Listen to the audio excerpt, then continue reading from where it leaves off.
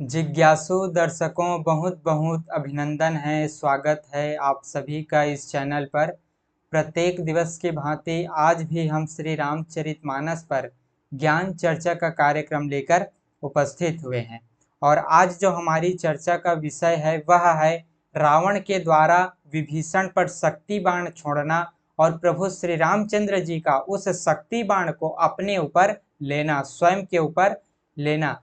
तो जैसा कि राम रावण युद्ध का आरंभ हो चुका है और प्रभु श्री रामचंद्र जी और रावण के मध्य युद्ध होता है। हमने पिछले व्याख्यान में भी श्रवण किया है कि राम और रावण के मध्य युद्ध का प्रारंभ हो चुका है और फिर प्रभु श्री रामचंद्र जी रावण पर प्रहार करते हैं, उनके सिर पर 10-10 बाण मारते हैं और वह बाण उसके सिर को आर पार करके निकल जाता है। सर्वत्र खून की धारा बहने लगती है, युद्ध भूमि लहूलुहान हो जाता है।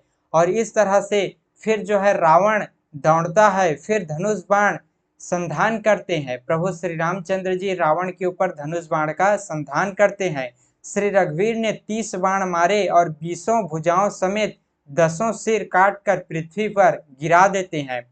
परंतु जैसे ही रावण का सिर और भुजा कटता है, वह कुछ समय पश्चात फिर से नया सिर और नया भुजा आ जाता है और फिर प्रभु श्री रामचंद्र जी उनके भुजाओं और सिर को काटते हैं। इस तरह से प्रभु ने बार बार उनके भुजाएं और सिर काटे, परंतु काटते ही वे तुरंत फिर नए हो जाते हैं। रावण के वो भुजा, रावण का वो सिर फिर से नया हो जाता है। प्रभु बार बार उसकी भुजा और सिरों को काट रहे हैं, क्योंकि कौशलपति श्री राम जी बड़े कौतुकी हैं। आकाश में सिर और बाहु छा गए, मानो असंख्य केतु और राहु हों। जैसे जैसे प्रभु उनके सिरों को काटते हैं, वैसे वैसे ही वे अपार होते जाते हैं। रावण का सिर वैसे वैसे बढ़ता जाता है।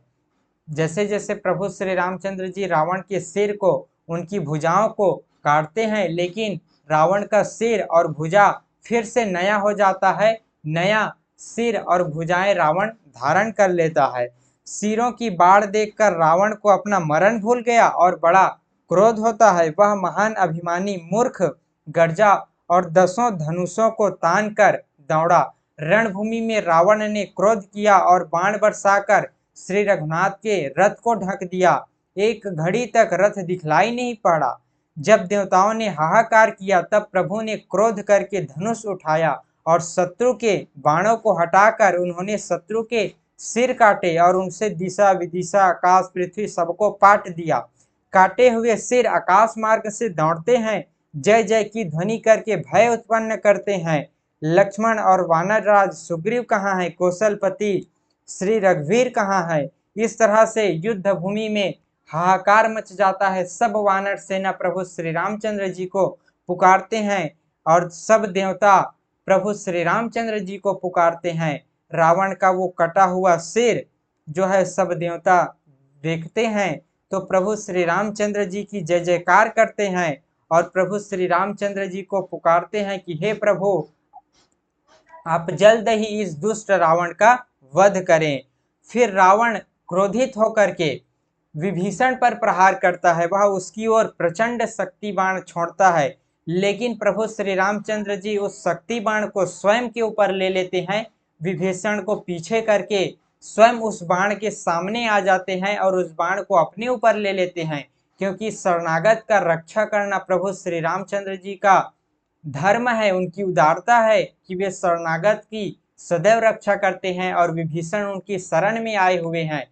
तो विभीषण के प्राण को बचाने के लिए प्रभु श्री रामचंद्र जी स्वयं उस शक्ति को अपने ऊपर ले लेते हैं।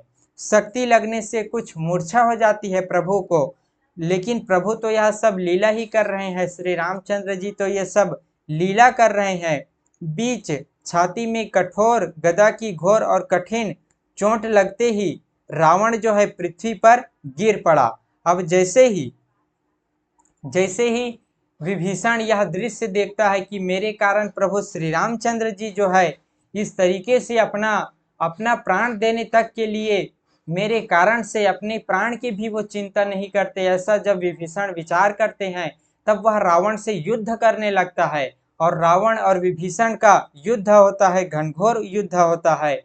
भगवान शिव कहते हैं माता पार्वती से कि हे उमा, जो विभीषण सदैव रावण के डर से डरता था, वो विभीषण आज रावण से लड़ रहा है। यह श्री रघुनाथ जी के बल पाकर ही विभीषण रावण से लड़ रहा है। और इस तरह से विभीषण रावण से लड़ता है। जब विभीषण को लड़ते हुए देखते हैं तब हनुमान जी भी आ जाते हैं रावण से लड़ने के लिए, और वह भी हनुमान जी भी रावण से लड़ने लगता है। और इस तरह से हनुमान जी और रावण के मध्य घनघोर युद्ध होता है। समस्त युद्ध भूमि लहूलुहान हो जाती है, घनघोर युद्ध होता है। अब जब रावण को क्रोध आ जाता है, रावण को और कुछ उपाय नहीं सूझता, तब वह मायावी युद्ध का सहारा ले लेता है। वह अपने कई रूप बना लेता है, कई रावण बना लेता है। अब जब वानर सेना इस रावण की इस मायावी युद्ध को देखती हैं, तब प्रभु से पुकार करते हैं कि हे प्रभु, रक्षा कीजिए, रक्षा कीजिए। यह रावण तो अपने कई रूप बना करके युद्ध कर रहा है। कौन असली रावण है, कौन नकली रावण है, कुछ भी समझ में नहीं आ रहा है। इस तरह से सभी वानर सेना पुकार करते हैं। तब श्री रामचंद्र जी अपने सारंग धनुष के सहारे, अपने सारंग धनुष पर एक बाण चढ़ाकर मायावी माया के बने हुए सब रावण को प्रभु ने मार डाला। क्षण भर में रावण की सारी माया काट डाली। जैसे सूर्य के उदय होते ही अंधकार की राशि फट जाती है, नष्ट हो जाती है, वैसे ही प्रभु श्री रामचंद्र जी ने रावण की सारी माया खत्म कर दिया। अनेक रूप बना करके जो रावण युद्ध कर रहा था, उन सभी मायावी रावण को प्रभु श्री रामचंद्र जी मार देते हैं, नष्ट कर देते हैं। और फिर जो है वानर सेना हर्षित हो जाते हैं। और फिर प्रभु श्री रामचंद्र जी और रावण के मध्य फिर युद्ध होता है। वो हम अगले की व्याख्यान में श्रवण करेंगे। तो इस तरह से रावण और प्रभु श्री रामचंद्र जी के मध्य आज का ये युद्ध हुआ।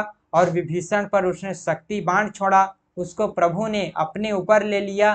तो इस तरह से आज का ये युद्ध हुआ। तो आज के इस व्याख्यान को अब हम यहीं पर विराम देते हैं। फिर मिलेंगे पुनः अगले दिन आगे की चर्चा का कार्यक्रम लेकर। बहुत बहुत आभार आप सभी का। ओम तत्सत।